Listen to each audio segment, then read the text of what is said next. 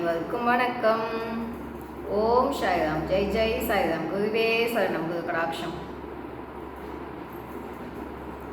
குடும்ப ஒற்றுமை மிக மிக அவசியம்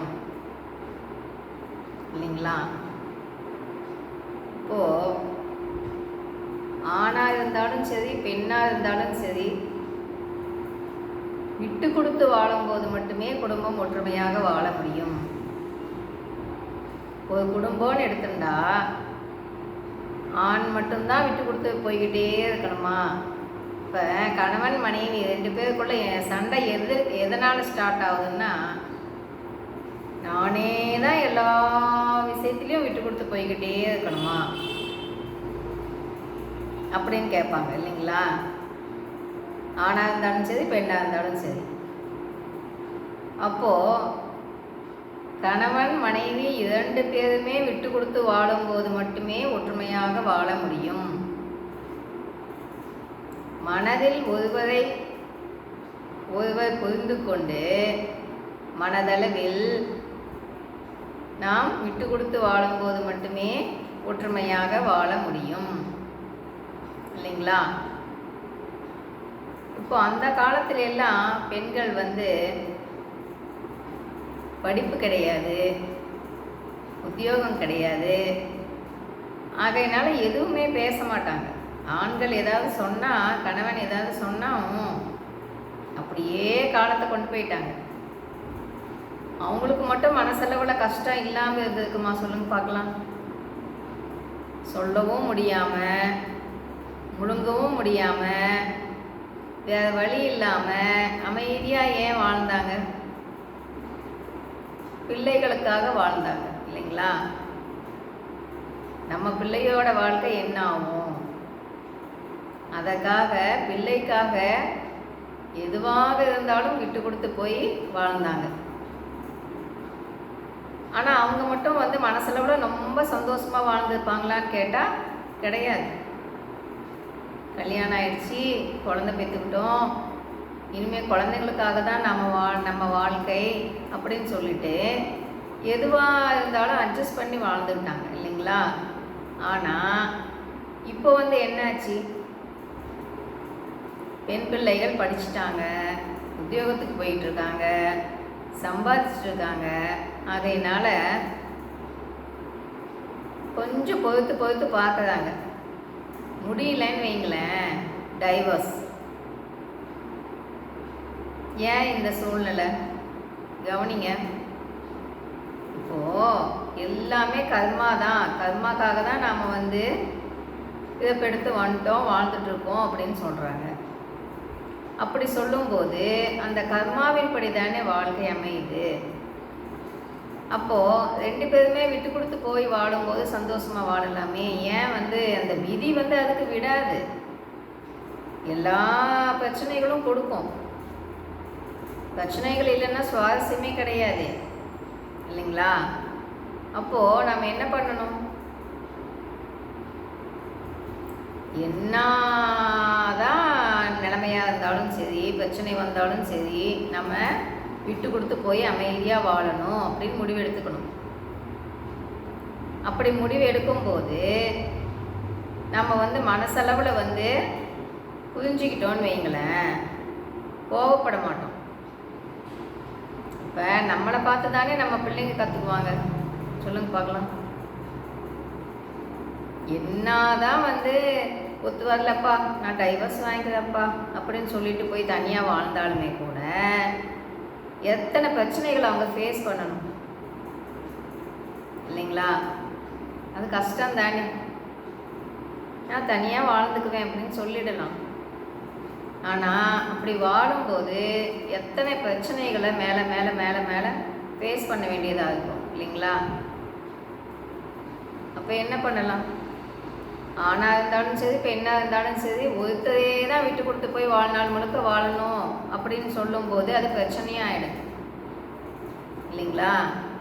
வாழ்க்கையில் ஒன்றுமே இல்லை, எதை கொண்டு வந்தோம் எதை கொண்டு செல்ல. அப்படி இருக்க ஏன் விவாதம், வீண் சண்டை எதற்கு? விட்டு கொடுத்து போயிடலாமே. விட்டு கொடுத்து போவதனால கெட்டு போவது கிடையாது இல்லைங்களா? நம்மளை பார்த்து தான் நம்ம பிள்ளைங்க கற்றுக்கும். நூலை போல சேலை, தாயை போல பிள்ளை. அப்போது எதுவாக இருந்தாலும் கல்யாணம் பண்ணும்போதே நம்ம முடிவு எடுத்துக்கணும். எந்த பிரச்சனையாக இருந்தாலும் விட்டு கொடுத்து போய் நம்ம ஒற்றுமையாக வாழணும் அப்படின்னு நம்ம மனதளவில் உறுதி எடுத்துக்கணும். அப்படி எடுத்துக்கும் போது பிரச்சனை நம்மளுக்கு அது பெருசாக தெரியாது. குடிசை வீடாக இருந்தாலும் சரி, பெரிய கட்டடம் மாடி வீடாக இருந்தாலும் சரி, பிரச்சனை இல்லாதவர்கள் கிடையாது. சரிங்களா? நம்ம வீட்டுக்குள்ளேயே உட்காந்துட்டு இருக்கும்போது நம்ம கஷ்டமே நம்மளுக்கு பெருசாக தெரியும் இல்லைங்களா? வெளியே 4 பேர்கிட்ட பேசும்போது தான் வீட்டுக்கு வீடு வாசப்படி தான் போல எல்லா வீட்டுக்குலையுமே அப்படின்னு தோணும். அப்போது மற்றவங்களோட உணர்வுகளை நாம் புரிஞ்சிக்கணும். இப்போ நம்மளோட அந்த உணர்வுகளுக்கும் மற்றவங்களோட அந்த உணர்வுகளுக்கும் வித்தியாசம் இருக்கும் இல்லைங்களா? அவங்கவுங்க எதிர்பார்ப்பு வேறு மாதிரி இருக்கும் இல்லைங்களா? அப்போ அதையும் நாம் மதித்து நடந்துக்கணும் இல்லைங்களா? மனுஷாலாக பார்க்கவே வேணாம், பகவானாக தான் பார்க்கணும்.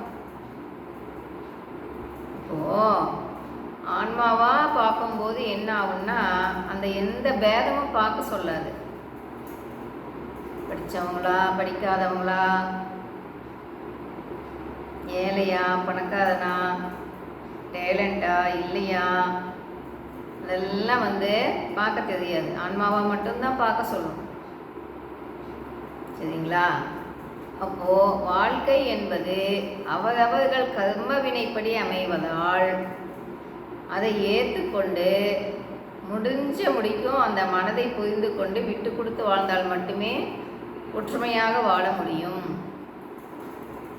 இல்லைங்களா? அது கஷ்டம்தான், எல்லாத்துக்குமே ஒரே மாதிரி வாழ்க்கை அமையலை இல்லைங்களா? இப்போ என்ன பண்ணலாம்? இப்போ விதின்னு சொல்கிறாங்களே, விதிப்படி நடக்கட்டும் விடலாமா அப்படின்னு பகவான்கிட்ட கேட்டால், நீ மதிப்படி சேஞ்ச் பண்ணிக்கோ அப்படின்னு அதுக்கு வழியை காட்டிட்டார். சரிங்களா? அப்போ நம்ம என்ன பண்ணணும்? மதிப்படி சேஞ்ச் பண்ணிக்கோ அப்படின்னு சொல்லிட்டாரு. அதுக்கு நாம் தானே ட்ரை பண்ணணும். சொல்லுங்க பார்க்கலாம். எவ்வளோ தான் பணம் சம்பாதிச்சு வச்சுருந்தாலும் குணம் இல்லைன்னு வைங்களேன், அந்த இடத்துல ஒற்றுமை இருக்காது, அண்டர்ஸ்டாண்டிங் இருக்காது. பணத்தை பார்த்து சந்தோஷம் அடைஞ்சிக்க முடியுமா? சொல்லுங்க பார்க்கலாம். வீட்டில் பணம் மட்டும் இருந்தால் அது மூலிமா சந்தோஷம் கிடைக்குமான்னா எப்படி கிடைக்கும்? புரிதல் வேணும். மனசை புரிஞ்சுக்கிட்டு வாழும்போது மட்டுமே அந்த குடும்பம் ஒற்றுமையாக வாழ முடியும் இல்லைங்களா? அப்போ என்ன பண்ணலாம்? புரிஞ்சுக்கிட்டோம், கர்மாவை கழிப்பதே பிறப்பு அப்படின்னு புரிஞ்சுக்கிட்டோம். அப்போ திரும்பவும் கர்மாவை சேர்த்திக்காம நாம் எதுக்கு வந்தோமோ அந்த கர்மாவை கழிச்சிட்டு நல்லபடியாக வாழ்ந்துட்டு பகவான் பாதத்துக்கு போய் சேரணும் இல்லைங்களா? அதுக்குண்டான வழியை தானே பார்க்கணும். பணத்தையும் தேடணும், பணம் கூடவே நம்ம ஞானத்தையும் தேடணும். ஞானம் ரொம்ப முக்கியமானது. ஞானத்தை நோக்கி போகும்போது நம்மளுக்கு எல்லாமே புலப்படும். நம்மளுக்கு என்ன தேவையோ எல்லாமே நம்மளை நோக்கி வந்துடும். முன்ன தேடலை விடணும். தேடும்போது எதுவுமே கிடைக்காது, தேடலை விடும்போது அனைத்தும் கிடைக்கும். சரிங்களா? அப்போ என்ன பண்ணலாம்? என்னதான் சண்டை வந்தாலும் நாம் அதை பெருசுப்படுத்தாமல் விட்டு கொடுத்து போய் வாழ்ந்துக்குவோம் அப்படின்னு முடிவு எடுக்கணும். குடும்பத்தில் ஒருத்தர் மட்டும் முடிவு எடுத்தால் போதுமா? கணவன் மனைவி 2 பேருமே விட்டு கொடுத்து போகணும். அப்போ தான் அந்த குடும்பம் சந்தோஷமாக வாழ முடியும் இல்லைங்களா? அதை பார்த்து தானே குழந்தைங்க கற்றுக்குவாங்க. இப்போது நம்ம சமைக்கும்போது எந்த மனநிலையில் சமைக்கிறோமோ அந்த அப்படி தான் சாப்பிட்றவங்க வந்து நல்ல மனநிலையில் நாம் சமைக்கும்போது, சந்தோஷமாக மனநிலையில் சமைக்கும்போது தான் சாப்பிட்றவங்களுக்கு உடம்பு நல்லா இருக்கும்னு சொல்லுவாங்க இல்லைங்களா? அப்போது நாம் எந்த விஷயம் செஞ்சாலுமே அதை சந்தோஷமாக செய்யும்போது, ஒரு விசேஷமே செஞ்சால் கூட நாம் ரொம்ப சந்தோஷமான மனநிலையில் செய்யும்போது அது குழந்தைங்களுக்கும் ரொம்ப நல்லது இல்லைங்களா? எல்லாத்துக்குமே விட்டு கொடுத்து போயிடலாமே. எதற்காக டைவர்ஸ் வருது சொல்லுங்க பார்க்கலாம். அந்த கால பெண்கள் மட்டும் சந்தோஷமாவா வாழ்ந்தாங்க? கிடையாது, நடைப்பணமாக வாழ்ந்தாங்க. வேற வழி இல்லை. குழந்தைங்களுக்காக நாம் வாழ்ந்த ஆகணுமே, என்ன பண்ணுறது அப்படின்னு அவங்க அமைதியாக வாழ்ந்தாங்க. இப்போ நாம் வந்து காசு சம்பாதிக்கிறோம், பணம் கையில் இருக்குதுன்னு சொல்லிட்டு நம்ம வந்து விட்டு கொடுத்து போகாமல் வாழ்ந்தோன்னு வைங்களேன், குழந்தைங்களோட நிலைமை என்ன ஆகும் யோசிக்கணும் இல்லைங்களா? என்னதான் பணம் கொட்டி கொட்டி கிடைத்தாலும் அம்மா அப்பா குழந்தைங்களுக்கு கூட இருந்தாப்புல இருக்குமா? யோசனை பண்ணுங்க.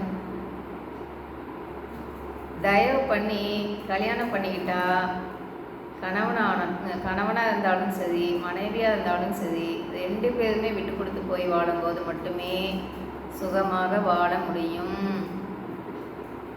சந்தோஷம், மகிழ்ச்சி எல்லாமே அதில் தான் கிடைக்கும். சரிங்களா? அப்போது குழந்தைகளுக்காகவாவது விட்டு கொடுத்து போய் குடும்பம் ஒற்றுமையாக வாழ வேண்டும். பகவான் சொல்கிறது அதுதான். உன் சுயநலத்துக்காக, உன் சந்தோஷத்துக்காக, உன் மகிழ்ச்சிக்காக மட்டும் நீ பார்க்காதே. மற்றவர்களின் மகிழ்ச்சி கருதி நீ அவர்களையும் மகிழ்ச்சியாக வைத்துக்கொண்டு நாமும் மகிழ்ச்சியாக வாழும்போது மட்டுமே அது உண்மையான மகிழ்ச்சி. மகிழ்வித்து மகிழ் அப்படின்னு சொல்கிறாங்க. சரிங்களா? அப்போ பகவான் என்ன சொல்கிறாரோ அதை ஃபாலோ பண்ணுவோம். விடாமல் பயிற்சி பண்ணுவோம். விடாமுயற்சி வெற்றி கொடுக்கும். வெற்றி நிச்சயம். பாய். கேட்டதுக்கு நன்றி.